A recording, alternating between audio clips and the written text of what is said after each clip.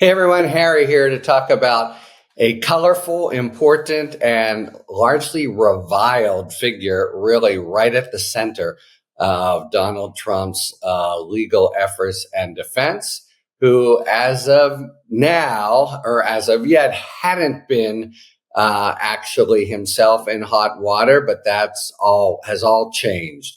I'm talking about Boris Epshteyn and Arizona. Recall that the Arizona Attorney General indicted a whole passel of people, not just the actual false electors themselves, but others in the sort of national kitchen cabinet of Trump. And Epshteyn is looking like about as central as they come. So just a few words about this very unusual guy. You've maybe seen a picture of him.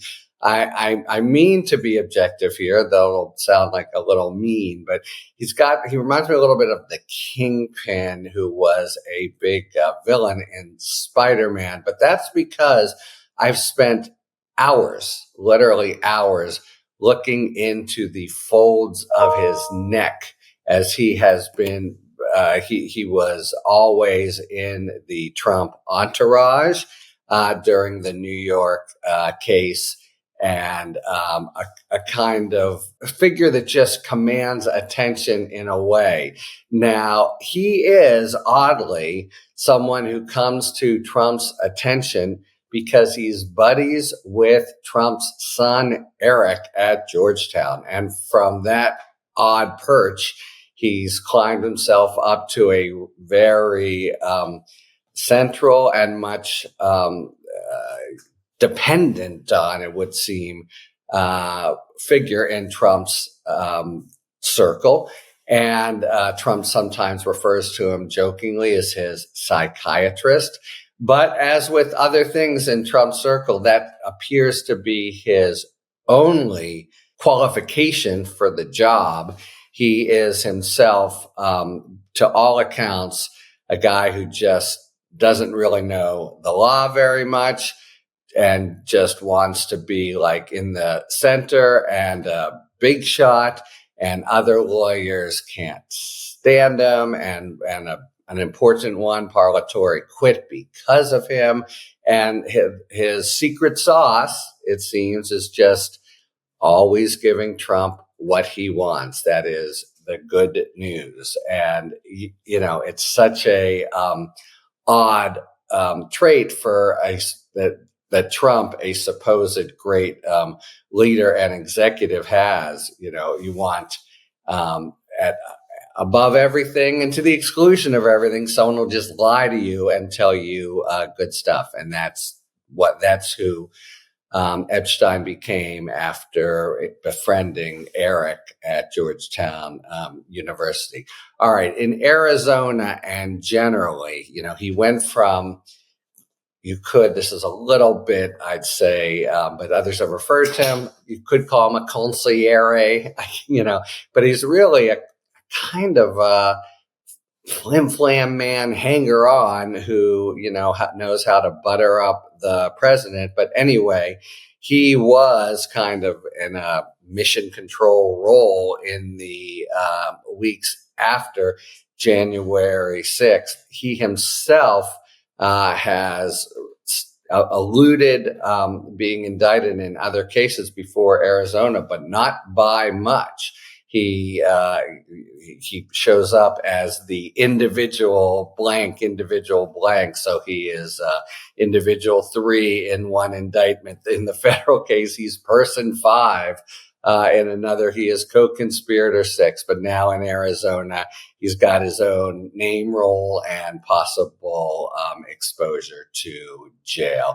And basically, he is working closely with Chesbro and kind of reaching out to Chesbro and getting him to provide the game plan and even the pieces of paper that are the phony elector certificates that are at the bottom of all the charges in the various state courts and systems like Arizona, Georgia, Michigan.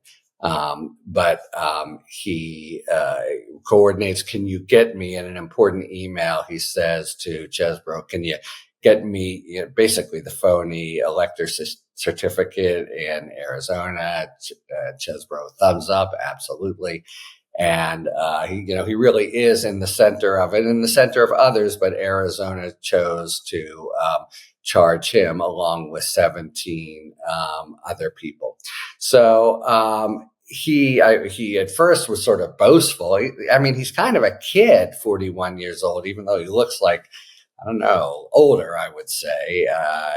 He's a big guy. Well, enough about his physical appearance, but 36 hours, he said, after the election, he was deployed to Arizona. So he was really there on the ground. And indeed, Epshteyn is the never say die kind of incredible, give the boss what he wants figure who even after the election, I mean, we're talking months and months after President Biden is in office, he was still calling for the Arizona results to be decertified. He was rattling sabers at the state attorney general that she should be going after the former state attorney general, by the way, a Republican. She should be going after a Democrat Secretary of State. It's clear that he almost was charged in the Fulton County case, but he, has skated through the raindrops. The feds do have his cell phone. They've interviewed him for 2 days, so we'll see what's happening. But he plays a definite deep role in Arizona, and so really is a central part of the story, deserves to be in the middle. But again, we're real lawyers. His kid, who goes to Georgetown Law School, has a kind of middling or less stint in the law firm, and then it's just a hustler, a project of this or that, and a person of sort of dubious ideas. Or Eric Hirschman, remember the guy who was harsh in the January 6th stuff, you better get a criminal lawyer, etc. He calls him an idiot. Parlatore, as I said, literally couldn't handle his Epshteyn's throwing his substantial weight around. And left the team as a result of it.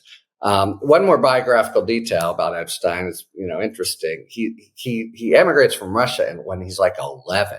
So he's been in the country for 30 years. He's like a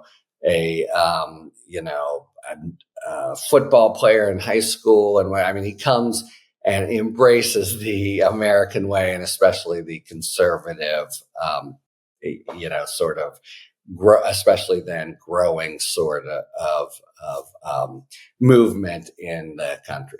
Okay, so that is Boris Epshteyn, and he really, we'll see what happens to him. He's in the soup in Arizona. I don't know where, by the way, he already has a criminal record, a couple misdemeanors, one involving a sexual assault, and the other, maybe some kind of fraud. But anyway,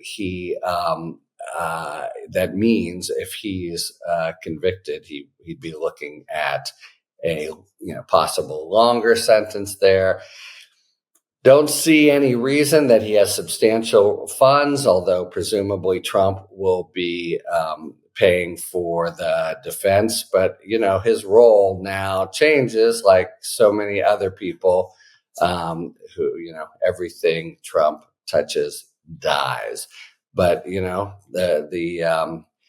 the arraignment and the court, the bell tolls for Boris Epshteyn, starting today, and we'll see how he handles it, and in particular, how it affects his, to date, still very close role, almost, shoulder to shoulder as Trump's kind of psychiatrist, or the guy who gives them all good news, even though it's invariably or near invariably false. So Boris Epshteyn shows up in court in Arizona in a few hours, and his own trip in the criminal justice system begins. Talk to you later. Thanks for tuning in. If you enjoyed this video and other Talking Feds content, please take a second to like and subscribe. Talk to you later.